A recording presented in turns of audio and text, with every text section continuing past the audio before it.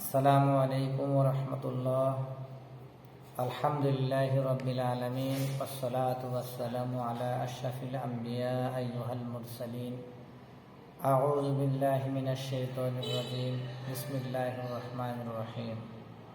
প্রিয় দেশবাসী, আমি আপনাদেরকে আল্লাহ রাব্বুল আলামিনের একটি আয়াতে কারিমা কোরআনুল কারিমের সূরা নিসার 85 নম্বর আয়াতে কারিমা আপনাদেরকে শোনাই দিচ্ছি।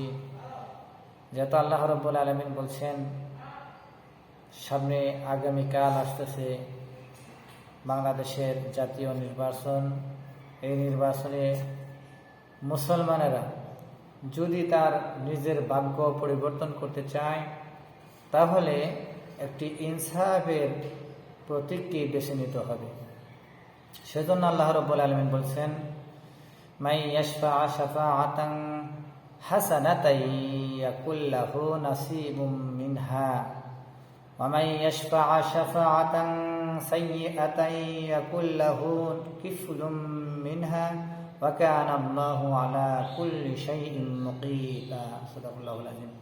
আল্লাহ রাব্বুল আলামিন এখানে বলেছেন যে মাই ইয়াশফা শাফাআতান, যে ব্যক্তি কোনো ভালো মানুষদেরকে সাপোর্ট করে অথবা ভোট দেয়, সুপারিশ করে, তারা যত ভালো কাজ করবে, তারা 5টি বছরে যত ভালো ভালো কাজ করবে, আল্লাহ তাআলা বলতেছেন সেই ভালো কাজের একটি অংশ নাসিবুম মিনহা, তারা সেই ভালো কাজের একটি অংশ সদকায়ে জারিয়া হিসেবে পেয়ে যাবে।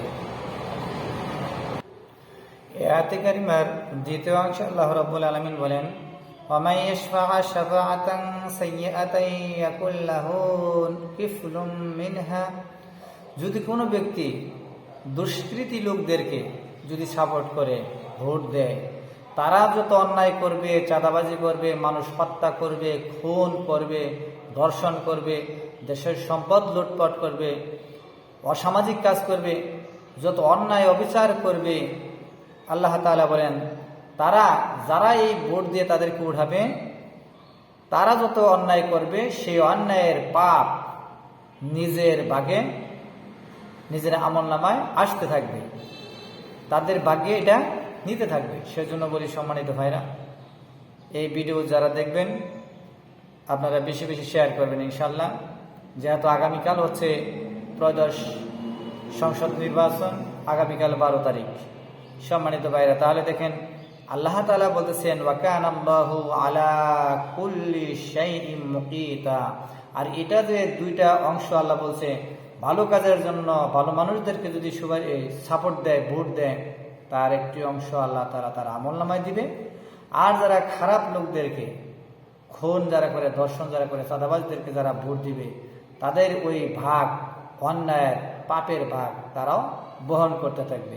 এই অবস্থায় যদি মারাও যায়, এরপরে মরে যাওয়ার পরেও তারা এই গুনাহের আমলটা তাদের আমল নামে আসতেই থাকবে, কবরে শুয়ে শুয়ে এটা পড়তে থাকবে, সে পাইতে থাকবে। সেই জন্য বলে আমার সম্মানিত ভাইরা, আমরা কখনো ভুল করব না। আগামীতে আমরা যে সংসদ নির্বাচন হচ্ছে আগামীকাল, আমরা ইনশাআল্লাহ অবশ্যই ইসলামের পক্ষে আমরা রায় দেব। এই কথা বলে আমি শেষ করছি। আসসালামু আলাইকুম ওয়া রাহমাতুল্লাহ।